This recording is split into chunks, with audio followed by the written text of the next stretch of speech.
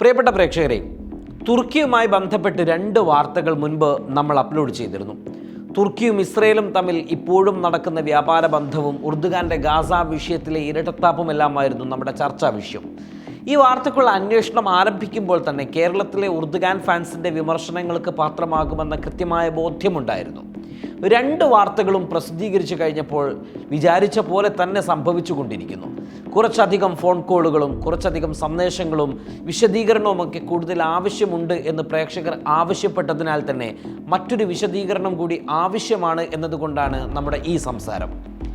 തുർക്കിയിലേക്ക് വന്ന സിം കമ്പനിയുടെ കപ്പലുകൾ ഇസ്രയേലിൻ്റേതാണെന്ന കാര്യത്തിൽ തർക്കമില്ലാത്ത ഒന്നാണ്.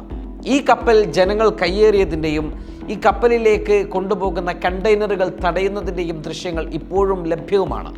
മാത്രവുമല്ല, ടർക്കിഷ് പത്രപ്രവർത്തകനായ മെറ്റിൻ ഷിഹാൻ തൻ്റെ എക്സ് പ്ലാറ്റ്ഫോമിലൂടെ രേഖകൾ സഹിതം ഇസ്രയേലുമായുള്ള വ്യാപാര ബന്ധത്തിൻ്റെ കഥകൾ പുറത്തുവിട്ടതുമാണ്. മാത്രവുമല്ല, തുർക്കിഷ് മിനിറ്റ് എന്ന് പറയുന്ന തുർക്കിയിലെ ലീഡിംഗ് പത്രത്തിലും അതിൻ്റെ ഓൺലൈൻ പോർട്ടലുകളിലും ഈ സംഭവങ്ങൾ വളരെ കൃത്യമായിട്ട് വിവരിക്കുന്നുണ്ട്. ഇതുകൂടാതെ ABP news, Maher news agency, times of India, middle east monitor, press TV, Tehran times തുടങ്ങിയ അന്താരാഷ്ട്ര മാധ്യമങ്ങളെല്ലാം ഈ സംഭവം റിപ്പോർട്ട് ചെയ്തതാണ്. ഈ സംഭവത്തിൻ്റെ നിജസ്ഥിതികളെക്കുറിച്ച് അവർ അന്വേഷിച്ചു കൊണ്ടിരിക്കുകയുമാണ്.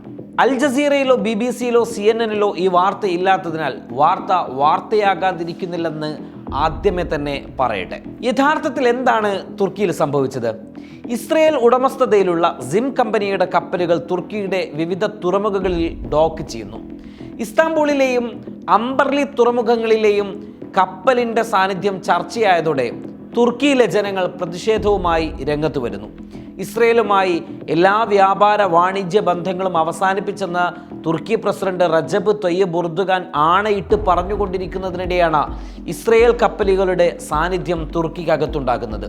എന്നാൽ കപ്പൽ ഇസ്രയേലിൻ്റെ അല്ല, ജർമ്മനിയുടേതാണെന്ന വാർത്തയും പിന്നീട് പരക്കുന്നുണ്ട്. കളിപ്പാട്ടങ്ങളായിരുന്നു കപ്പലിൽ ഉണ്ടായിരുന്നതെന്ന വാർത്തയും ഉണ്ടായി. യഥാർത്ഥത്തിൽ ഒരേ തുറമുഖത്ത് നിരവധി കപ്പലുകൾ ഡോക്ക് ചെയ്യും. അങ്ങനെ ഡോക്ക് ചെയ്ത മറ്റൊരു രാജ്യത്തിൻ്റെ കപ്പലിലും പ്രതിഷേധക്കാർ സ്വാഭാവികമായി എത്തി.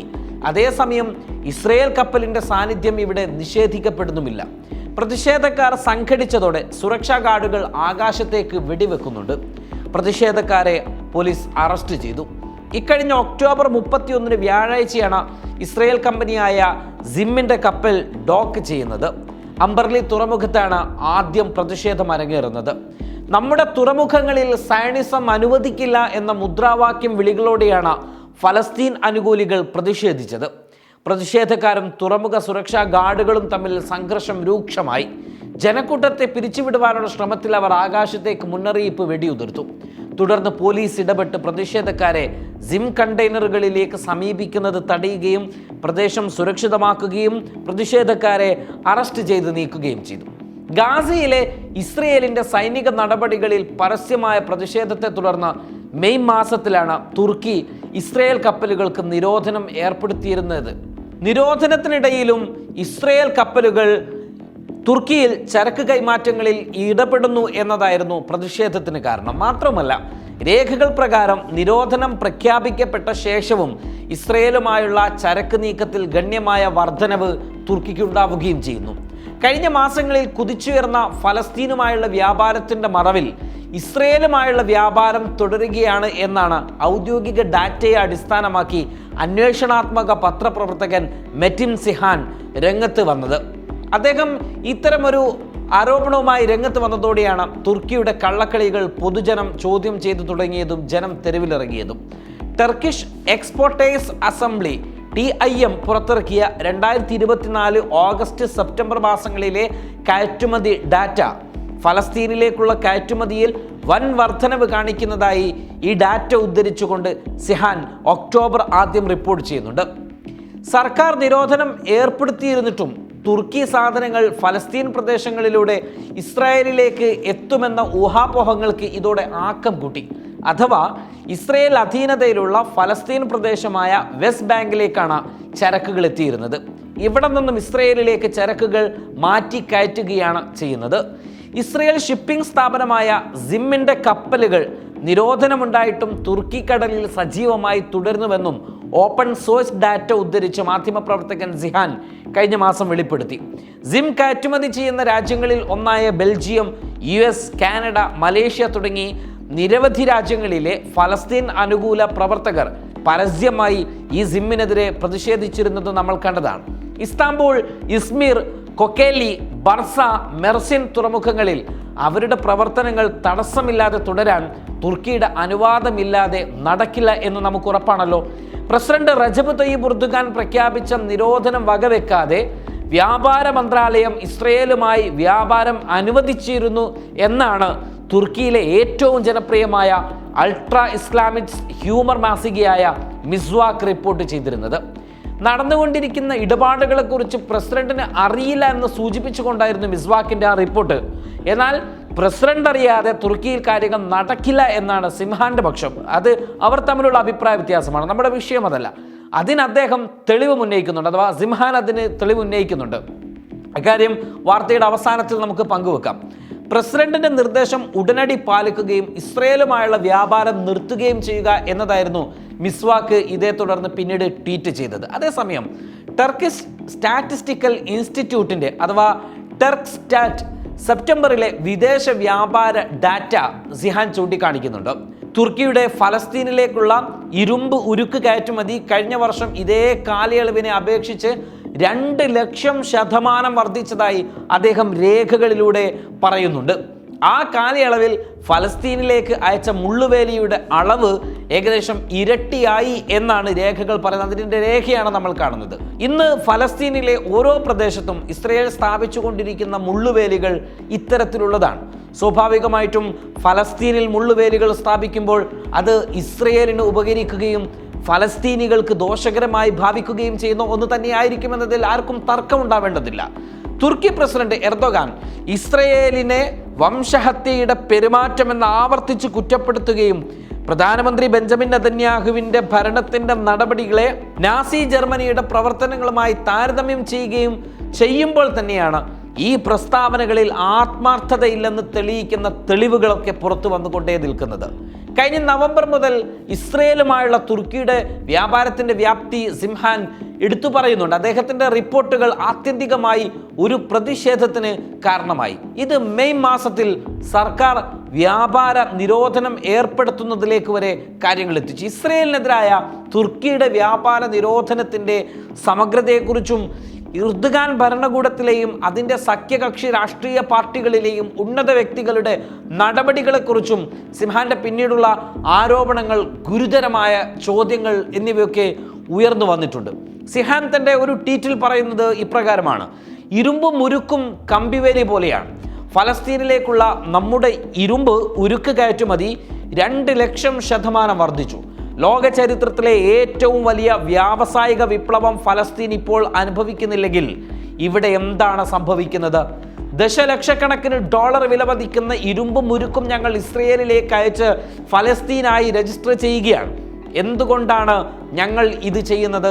കാരണം ഇസ്രയേലിനെയും ഫലസ്തീനെയും കുറിച്ച് നമ്മൾ പറയുന്നതെല്ലാം കള്ളമാണ്.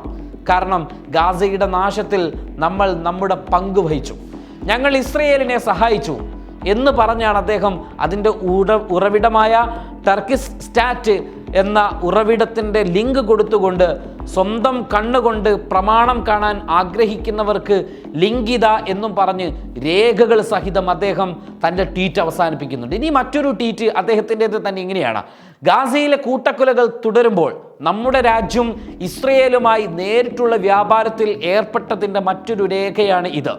രേഖ ഓരോന്നായി പറയുന്നത് നോക്കാം എന്ന് പറഞ്ഞ് അദ്ദേഹം പറയുന്നു, നിങ്ങൾക്ക് അവയെല്ലാം എളുപ്പത്തിൽ സ്ഥിരീകരിക്കാൻ കഴിയും. അയച്ചയാൾ ആരാണ്? ETI മർഡൻ, 100% പൊതുസ്ഥാപനം, തുർക്കി വെൽത്ത് ഫണ്ട് അഥവാ TVF കമ്പനി. TVFന്റെ തലവൻ എർദോഗാനാണ്. വാങ്ങുന്നയാൾ ആരാണ്? ഫെർട്ടിലൈസേഴ്സ് കെമിക്കൽ ലിമിറ്റഡ്സ്, വിവിധ രാസവസ്തുക്കൾ ഉത്പാദിപ്പിക്കുന്ന ഒരു വലിയ ഇസ്രയേലി കമ്പനി. ഇത് ഇസ്രയേൽ സൈന്യത്തിനും സേവനം നൽകുന്നു. അയച്ച ഉൽപ്പന്നം എന്താണ്? ബോറോൺ ഖനി. അതെ, ആ പ്രശസ്തമായ ബോറോൺ ഖനി പൊടിച്ച് ബോറിക് ആസിഡിൻ്റെ രൂപത്തിലാക്കും. 25 കിലോയുള്ള പാക്കേജുകളിൽ ആകെ 21 ടൺ. എപ്പോൾ, എവിടെയാണ് അയച്ചത്? 2024 മാർച്ച് 23 ജംലിക് പോർട്ടിൽ നിന്ന് ലോഡിംഗ് നടത്തി. എപ്പോൾ എവിടെയാണ് ഇത് വിതരണം ചെയ്തത്? 2024 മാർച്ച് 29 കപ്പൽ ഇസ്രയേലി തുറമുഖമായ അഷ്ഡോദിലെത്തി. തുടർന്ന് ഏപ്രിൽ 1 കപ്പൽ ഹൈഫ തുറമുഖത്തെത്തി ഡെലിവറി നടത്തി. നിങ്ങൾക്ക് ഡോക്യുമെന്റിലെ മറ്റെല്ലാ വിശദാംശങ്ങളും കാണാനും പരിശോധിക്കാനും കഴിയും. നിങ്ങൾക്ക് വേണമെങ്കിൽ QR കോഡ് സ്കാൻ ചെയ്ത് ഷിപ്മെന്റ് സ്ഥിരീകരിക്കാമെന്ന് പറഞ്ഞാണ് അദ്ദേഹത്തിൻ്റെ രണ്ടാമത്തെ ട്വീറ്റും അവസാനിക്കുന്നത്. ഫലസ്തീന് വേണ്ടി പ്രാർത്ഥിക്കുക, ഇസ്രയേലിലേക്കുള്ള കപ്പലുകളുടെ കാപ്പട്യത്തിന് അറുതി വരുമെന്ന് പ്രതീക്ഷിക്കുക എന്ന് പറഞ്ഞാണ് ആ ട്വീറ്റ് അദ്ദേഹം അവസാനിപ്പിച്ചിട്ടുണ്ടായിരുന്നത്. ഇസ്രയേലിലേക്ക് സിമന്റ് അയക്കുന്ന കമ്പനികളിൽ ഒന്നായ സോമെൻസ് സിമന്റ്സ് എല്ലാ ആഴ്ചയും ഷിപ്പ് ചെയ്യുന്നു, ഇപ്പോഴും ചെയ്തുകൊണ്ടിരിക്കുന്നു. ഗാസയിൽ കൂട്ടക്കൊല തുടരുമ്പോഴും അവർ അത് ചെയ്തുകൊണ്ടേയിരിക്കുന്നു. അവസാന കയറ്റുമതിയുടെ പ്രമാണം ഞാനിതാ ഇവിടെ കൂട്ടിച്ചേർക്കുന്നു, അഥവാ ഈ ട്വീറ്റിൽ കൂടെ നൽകുന്നു. ഏക പാർട്ടിയുടെ പ്രിയപ്പെട്ട കമ്പനികളിൽ ഒന്നാണിത് എന്നാണ് അദ്ദേഹത്തിൻ്റെ പരാമർശം. ഇത്രയും തെളിവുകൾ അദ്ദേഹം പുറത്തുവിട്ടതോടെ തുർക്കി സർക്കാർ സിഹാനെതിരെ കേസെടുക്കുകയുമുണ്ടായി. ബൊറാക്ക് എർദോഗാൻ എനിക്കെതിരെ ഒരു കേസ് ഫയൽ ചെയ്തു. നിങ്ങൾക്കറിയാവുന്നതുപോലെ ഗാസയിൽ ബോംബാക്രമണം നടക്കുമ്പോൾ അവൻ്റെ കപ്പൽ ഇസ്രയേലിൽ നിന്ന് ചരക്കെടുത്ത് അമേരിക്കയിലേക്ക് പുറപ്പെടുകയായിരുന്നു. അവൻ്റെ പിതാവ് ഇസ്രയേലിനെ ശപിക്കുന്നത് പോലെ തുറന്നതും ഔദ്യോഗികവുമായ ഉറവിടങ്ങളിൽ നിന്ന് ഞാൻ അത് തെളിയിച്ചിട്ടുണ്ട്. കുറ്റപത്രം അനുസരിച്ച് ബൊറാക്ക് എർദോഗാന്റെ ബഹുമാനവും അന്തസ്സും വ്രണപ്പെട്ട് കഴിഞ്ഞിട്ടുണ്ട്. തനിക്ക് കപ്പലോ ബിസിനസ്സോ ഇല്ലെന്ന് ബൊറാക്ക് എർദോഗാൻ പരാതിയിൽ പറയുന്നു. അതെ, നിങ്ങൾ വായിച്ചത് ശരിയാണ്. എന്നിരുന്നാലും വാണിജ്യ മന്ത്രാലയത്തിൻ്റെ രേഖകളിലെ ഹർജിയിൽ എഴുതിയ ബൊറാക്ക് എർദോഗാന്റെ തിരിച്ചറിയൽ നമ്പർ പ്രോസിക്യൂട്ടർ ചോദ്യം ചെയ്തിരുന്നെങ്കിൽ 1 മിനിറ്റിൽ അദ്ദേഹത്തിന് തൻ്റെ കമ്പനികളെയും പങ്കാളികളെയും തിരിച്ചറിയാൻ കഴിയുമായിരുന്നു. തീർച്ചയായും അവർ അത് ചെയ്തില്ല. അക്ഷരത്തെറ്റുള്ള വാക്കുകൾ നിറഞ്ഞ പരിഹാസ്യമായ കുറ്റപത്രം അദ്ദേഹം തയ്യാറാക്കി. ബറാക്ക് എർദോഗാന്റെ അഭിഭാഷകനായ അഹമ്മദ് ഒസേലിൻ്റെ തിരിച്ചറിയൽ നമ്പറും ഇതേ ഫയലിലുണ്ട്. എനിക്ക് ആകാംക്ഷയുണ്ടായിരുന്നു. അതിനാൽ ഈ വക്കീലിൻ്റെ കമ്പനികൾ നോക്കാമെന്ന് ഞാൻ കരുതി. എന്താണ് പുറത്തു വന്നത്? ഇസ്രയേലുമായുള്ള വ്യാപാരം നുണകൾ ഉപയോഗിച്ച് മറക്കാൻ ശ്രമിച്ച നിലവിലെ വാണിജ്യമന്ത്രി ഒമർ ബൊലാറ്റിൻ്റെ പങ്കാളിയായി അദ്ദേഹം മാറി. മടുപ്പിക്കുന്ന വൃത്തികെട്ട ബന്ധങ്ങളുടെ ഒരു ശൃംഖല എല്ലായിടത്തും മുള പൊട്ടുന്നുണ്ട് എന്ന് പറഞ്ഞുകൊണ്ടാണ് ഗുരുതരമായ അദ്ദേഹത്തിൻ്റെ ആരോപണം. തനിക്കെതിരെ വന്ന കേസിനെ തുടർന്ന് അദ്ദേഹം ട്വീറ്റ് ചെയ്തുകൊണ്ട് തൻ്റെ ട്വീറ്റ് അവസാനിപ്പിക്കുന്നത്. ഞാൻ ഇത്രയും കാര്യങ്ങൾ ഇവിടെ പറഞ്ഞത് നമ്മൾ കഴിഞ്ഞ 2 വാർത്തകളിലും കൃത്യമായി പറഞ്ഞത് കൃത്യമായ സോഴ്സുകളിൽ നിന്ന് അന്താരാഷ്ട്ര വാർത്താ മാധ്യമങ്ങളും അന്താരാഷ്ട്ര മാധ്യമങ്ങളുമൊക്കെ പുറത്തുവിട്ട രേഖകളുടെ അടിസ്ഥാനത്തിൽ, വാർത്തകളുടെ അടിസ്ഥാനത്തിൽ വളരെ കൃത്യമായി പറഞ്ഞതാണ്.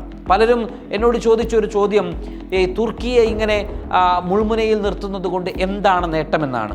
ഒന്നും നേട്ടത്തിന് വേണ്ടി ചെയ്യുന്നതല്ല, മറിച്ച് വാർത്തകൾ എന്ന് പറയുന്നത് വസ്തുതകൾ അവതരിപ്പിക്കുക എന്നുള്ളതാണ്.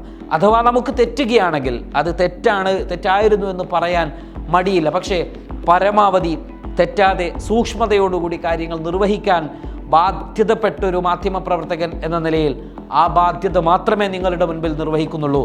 ഇതാണ് ഞങ്ങൾക്ക് മുൻപിൽ ഉള്ള ചില സോഴ്സുകൾ എന്ന് പറയേണ്ടി വരികയാണ്. പലപ്പോഴും സോഴ്സുകളെക്കുറിച്ച് നമ്മൾ പറയാറില്ല, പക്ഷേ സോഴ്സുകൾ ചോദിച്ച് നിരന്തരമായി ചില ആശങ്കകൾ പങ്കുവെക്കുമ്പോൾ പ്രിയപ്പെട്ട പ്രേക്ഷകരുടെ മുൻപിൽ അത് അവതരിപ്പിക്കുന്നതിലും പറയുന്നതിലും ഞങ്ങൾക്ക് മടിയുമില്ല.